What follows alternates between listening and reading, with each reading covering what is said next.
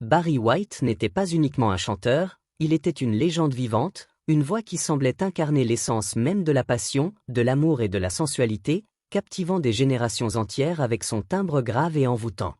Ses chansons mythiques, telles que Can't Get Enough of Your Love, Baby You're the First, The Last, My Everything, ont traversé les décennies, faisant de lui une icône intemporelle de la musique, un symbole du romantisme dont l'héritage continue d'émouvoir les cœurs. Pourtant, derrière les succès mondiaux, les disques d'or et les foules en délire, se dissimulait un homme dont l'existence fut marquée par des luttes intenses, des épreuves personnelles et une fin tragique que peu auraient pu anticiper. Le parcours du Walrus of Love est une épopée d'ascension, de résilience face à l'adversité, mais aussi de chagrin, de maladies et de conflits familiaux qui ont jeté une ombre sur ces dernières années. Si les histoires de vie mêlant gloire, drame et rédemption vous captivent, abonnez-vous dès maintenant pour découvrir d'autres récits aussi riches et bouleversants.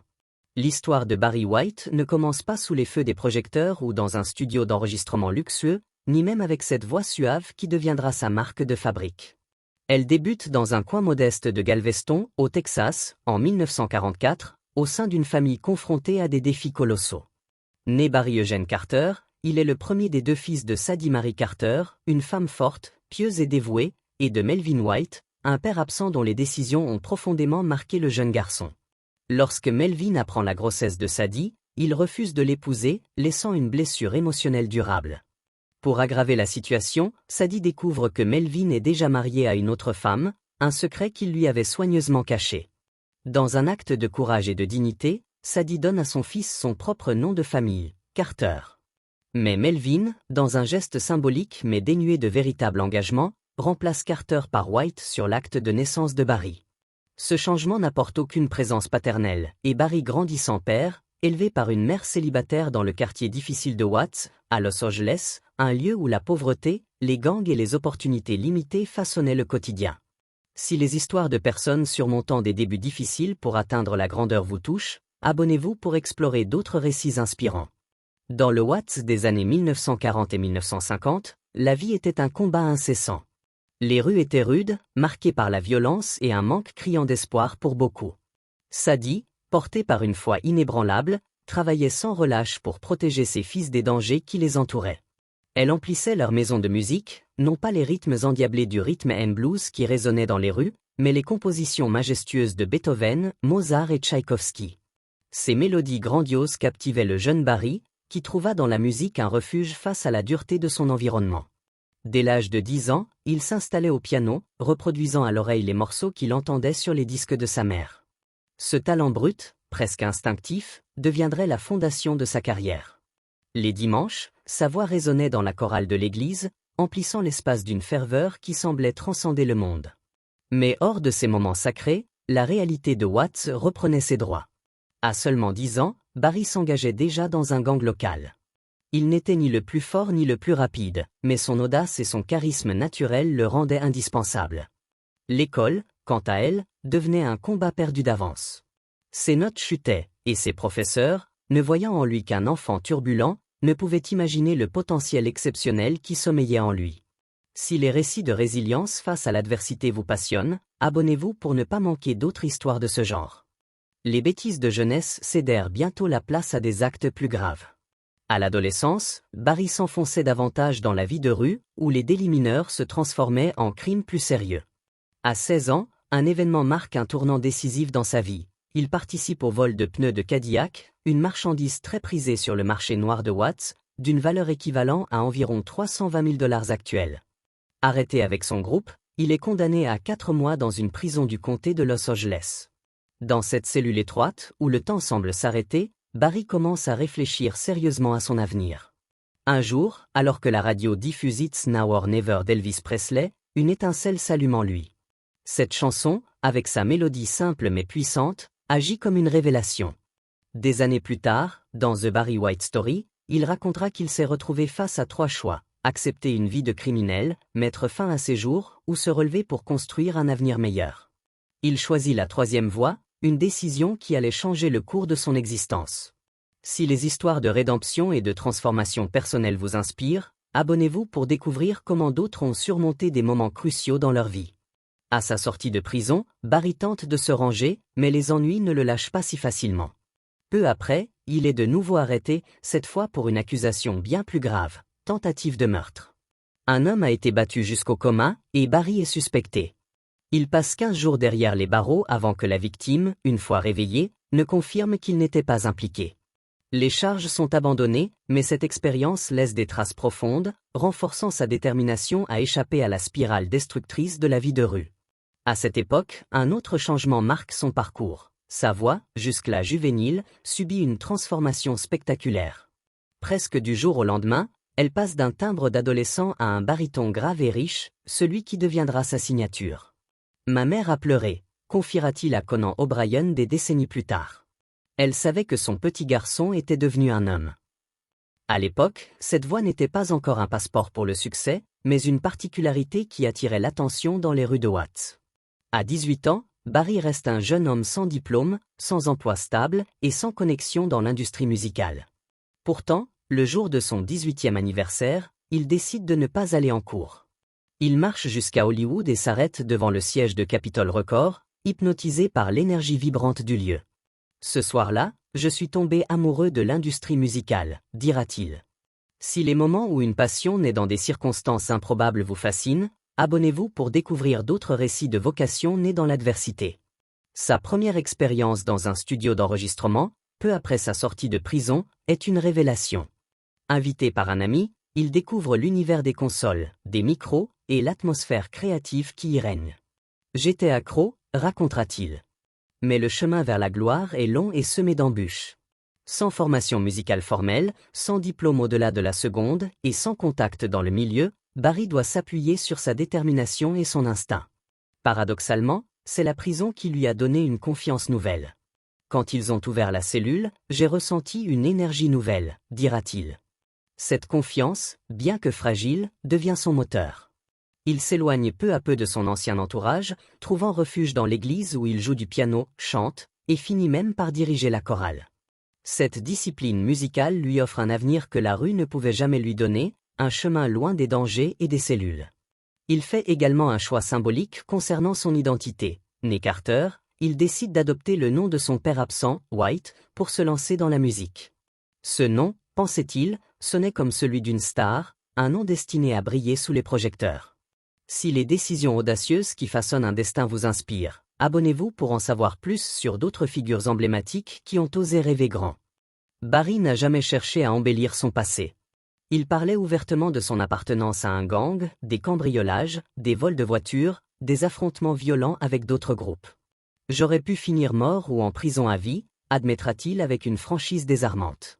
Mais ces épreuves le vol des pneus de Cadillac, les mois en cellule, l'accusation injuste de tentative de meurtre deviennent les flammes qui forgent son caractère et son ambition.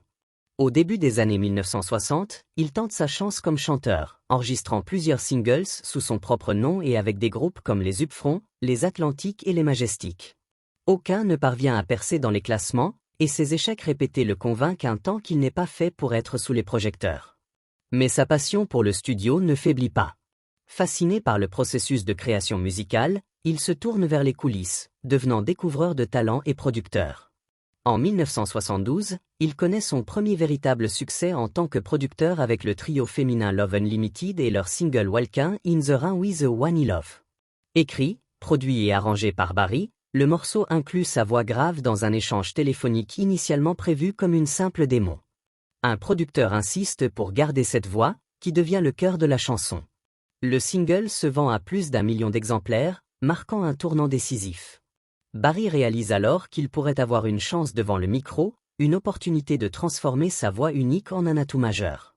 Si les histoires de persévérance dans l'industrie musicale vous passionnent, abonnez-vous pour découvrir d'autres parcours incroyables qui montrent comment le talent peut triompher des obstacles. En 1973, son premier grand succès solo, I'm Gonna Love You Just a Little More Baby, propulse sa carrière à un niveau supérieur. S'ensuit une période d'intense créativité. Il produit 2 albums par an, alternant entre ses projets solos et ceux du Love Unlimited Orchestra, un ensemble de 40 musiciens qu'il dirige avec une maîtrise impressionnante. En 1974, cet orchestre décroche un numéro 1 avec Love Theme, un instrumental somptueux qui, ironiquement, ne contient pas sa voix. L'attrait de Barry White est unique à son époque. Malgré une apparence qui ne correspond pas au canon classique de la beauté, une carrure imposante et des mouvements parfois rigides sur scène, sa voix magnétique et sensuelle le transforme en un sex symbole inattendu. Sa musique, un mélange audacieux de funk, de disco, de sophistication Motown, d'ampleur orchestrale du Philly Sound et d'énergie brute à la Stax, domine les pistes de danse et les radios nocturnes des années 1970. Aux côtés de figures comme Donna Summer, Marvin Gaye, Al Green et Isaac, il incarne une vague musicale sensuelle et envoûtante qui séduit le monde entier. Pourtant, malgré son succès commercial, la reconnaissance critique lui échappe. Les Grammy Awards l'ignorent à plusieurs reprises, et en 1974, lorsque Bette Midler remporte le prix de la révélation de l'année à sa place, Barry critique publiquement l'Académie, entamant une relation tendue qui ne s'apaisera qu'en 2000, lorsqu'il remporte enfin 2 Grammy pour son album Staying Power. Si les coulisses des rivalités et des triomphes dans l'industrie musicale vous intriguent, abonnez-vous pour plonger dans d'autres histoires fascinantes qui révèlent les défis auxquels les artistes font face. La fin des années 1970 marque un tournant difficile pour Barry. Le mouvement anti-disco, symbolisé par le slogan « Disco Suck », frappe de plein fouet sa musique, jugée kitsch ou dépassée par certains. Au début des années 1980, ses albums passent inaperçus et il quitte son label CBS, frustré par un manque de promotion. Mais Barry n'est pas homme à abandonner. À la fin des années 1980 et au début des années 1990, il opère un retour remarquable grâce à des collaborations avec des artistes comme Quincy Jones et Tina Turner, ainsi que des apparitions télévisées dans des séries comme Les Simpsons et Ali M. Sebil. Ce qui commence comme des clins d'œil ironiques à son image de crooner sensuel se transforme en une véritable renaissance. Les compilations de ses succès des années 1970 se vendent par milliers, et Barry joue avec son image, prouvant sur le plateau de Late Night with David Letterman que sa voix peut rendre n'importe quel mot romantique, même le plus banal. Cette capacité à rire de lui-même tout en restant fidèle à son art le rend encore plus attachant pour ses fans. Si les histoires de retour triomphant contre toute attente vous inspirent, abonnez-vous pour découvrir comment d'autres artistes ont reconquis leur public après des périodes difficiles. Malgré sa gloire, la vie personnelle de Barry est marquée par des tumultes. Adolescent, il tombe amoureux de Mary, une amie d'enfance avec qui il a 4 enfants. À 16 ans, ils sont déjà parents de 2 enfants, et à 19 ans, ils se marient. Mais la pression d'une carrière musicale naissante, combinée aux responsabilités familiales, devient écrasante. En 1969, à seulement 25 ans, Barry et Mary se séparent, puis divorcent. Au début des années 1970, sa carrière de producteur le met en contact avec le trio féminin Love Unlimited, dont l'une des membres, Glodean James, va bouleverser sa vie. Charismatique, talentueuse et confiante, Glodean séduit Barry par sa voix et sa présence.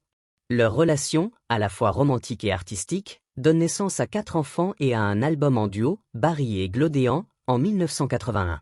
Mais leur histoire d'amour, bien que passionnée, est entachée par des infidélités. Bien qu'ils ne divorcent jamais officiellement, ils finissent par se séparer. À la mort de Barry en 2003, Glodean, toujours son épouse légale, hérite de sa fortune estimée à 20 millions de dollars, déclenchant une série de batailles juridiques avec ses enfants et sa compagne de l'époque, Catherine Danton. Si les drames familiaux et les luttes pour l'héritage vous intriguent, abonnez-vous pour explorer d'autres récits qui révèlent les complexités des relations humaines. La santé de Barry commence à décliner dans les années 1990. Des décennies d'excès ou jusqu'à 150 cigarettes par jour, une obésité parfois supérieure à 170 kg et un régime alimentaire déséquilibré laissent des traces indélébiles. En 2002, ses reins commencent à faiblir, nécessitant une dialyse régulière pour le maintenir en vie. En mai 2003, un accident vasculaire cérébral paralyse son côté droit et altère sa parole, mettant un terme définitif à sa carrière de chanteur. Le 4 juillet 2003, jour de la fête de l'indépendance aux États-Unis, Barry White s'éteint au Cedars-Sinai Medical Center de Los Angeles, à l'âge de 58 ans, des suites d'une insuffisance rénale. La nouvelle choque le monde de la musique. Bien que ses problèmes de santé fussent connus, la brutalité de sa disparition surprend. Conformément à ses vœux, il n'y a ni tombe ni mémorial public où les fans pourraient se recueillir. Ses cendres sont dispersées dans l'océan Pacifique par Glodean lors d'une cérémonie privée, en présence de proches, dont Michael Jackson. Cet adieu discret contraste avec la puissance de sa voix, qui avait envoûté des millions de personnes à travers le monde. Si cette histoire vous émeut et vous pousse à réfléchir sur la fragilité de la vie, abonnez-vous pour découvrir d'autres récits sur les légendes de la musique qui ont laissé une empreinte indélébile. La vie personnelle de Barry White, bien que baignée dans une aura de romantisme grâce à ses chansons d'amour, était loin d'être un conte de fées. Son premier amour, Mary, lui donne 4 enfants, mais leur mariage s'effondre sous le poids des responsabilités et des ambitions naissantes de Barry. Sa relation avec Glodéan James, membre de Love Unlimited, est à la fois une histoire d'amour et une collaboration artistique fructueuse. Leur union produit 4 enfants et un album en duo, mais elle est également marquée par des infidélités qui laissent des cicatrices. Bien qu'ils ne divorcent jamais officiellement, ils finissent par se séparer, un détail qui aura des conséquences majeures après la mort de Barry. À son décès, sa fortune, estimée à 20 millions de dollars, devient une source de discorde. Glodéan, toujours son épouse légale, hérite de l'ensemble de la succession, déclenchant une tempête de procès. Catherine Danton, sa compagne des dernières années, affirme que Barry avait promis de subvenir à ses besoins et à ceux de leur fille. Cependant, un test ADN révèle que l'enfant n'est pas de lui, mettant fin à ses revendications. Denise Donnell, une fille issue d'une liaison adolescente, découvre l'identité de son père en 1988. Bien qu'il l'accueille dans la famille, elle est exclue de l'héritage et perd un procès contre Glodéan en 2016. Daryl White, l'un de ses fils aînés issus de son mariage avec Mary, engage également une bataille juridique, affirmant avoir été privé de sa part d'héritage par Glodéan, qui aurait rompu une promesse de soutien financier. Ces conflits, mêlés de promesses non tenues et de rancœur, ternissent l'image d'unité et d'amour que Barry projetait à travers sa musique. Si les complexités des relations familiales et des luttes pour l'héritage vous fascinent, abonnez-vous pour plonger dans d'autres récits qui explorent les facettes humaines des icônes. L'héritage musical de Barry White, en revanche, reste intemporel et universel. Des chansons comme Never, Never Gonna Give You Up, Can't Get Enough of Your Love, Baby You're the First, The Last, My Everything continuent de résonner dans les cœurs, évoquant une chaleur, une sensualité et une passion qui transcendent les générations. Sa voix, capable de faire fondre même les cœurs les plus endurcis, a uni des amoureux à travers le monde, faisant de lui une figure immortelle de la musique. Barry White a transformé ses douleurs, ses luttes et ses triomphes en un art qui parle à l'âme. Ses chansons ne sont pas seulement des mélodies, elles sont des expériences, des moments de connexion profonde avec l'amour et l'émotion. Quelle est la chanson de Barry White qui vous touche le plus? Peut-être vous rappelle-t-elle un moment spécial, une danse lente avec un être cher, ou une soirée où sa voix a semblé arrêter le temps. Partagez cette histoire avec ceux qui, comme vous, vibrent au son de sa musique, et n'oubliez pas de vous abonner pour ne pas manquer d'autres récits sur les artistes qui ont marqué l'histoire avec leur talent et leur passion. Barry White a toujours cru que la musique pouvait être une force de lien, d'intimité et même de guérison. Je vois un monde de beauté et de perfection, disait-il, et j'essaie à travers ma musique de partager ce que je vois. Cette vision, née dans les rues difficiles de Watts, forgée dans les épreuves de la prison et portée par une voix unique, a fait de lui une légende. Mais son histoire nous rappelle aussi que même les plus grands talents ne sont pas à l'abri des tragédies personnelles. Sa vie, marquée par des hauts et des bas, des succès éclatants et des chutes douloureuses, est un témoignage de la complexité humaine. Si vous êtes ému par cette histoire, abonnez-vous pour explorer d'autres vies d'artistes qui ont transformé leur lutte en œuvres d'art intemporelles. L'ironie de la vie de Barry White réside dans le contraste entre l'unité qu'il prônait dans ses chansons et la division qui a marqué sa famille après sa mort. Ses 9 enfants, issus de plusieurs relations, n'ont pas tous été reconnus ou pris en charge de manière égale dans ses dernières volontés. Les promesses verbales, les attentes non satisfaites et les batailles juridiques ont jeté une ombre sur son héritage, rappelant que même les voix les plus puissantes ne peuvent toujours apaiser les conflits humains. Pourtant, lorsque ces chansons résonnent, les drames s'effacent, et il ne reste que la chaleur, la passion et l'amour qu'il insufflait dans chaque note. Si vous voulez continuer à explorer les histoires derrière les légendes de la musique, abonnez-vous pour ne rien manquer. En repensant à l'impact de Barry White, on ne peut s'empêcher de se demander, quelle chanson de Barry vous transporte? Peut-être Love Theme, avec son orchestration grandiose, ou Can't Get Enough of Your Love, Babe, né d'une dispute avec Glodéan et transformé en un hymne universel à l'amour.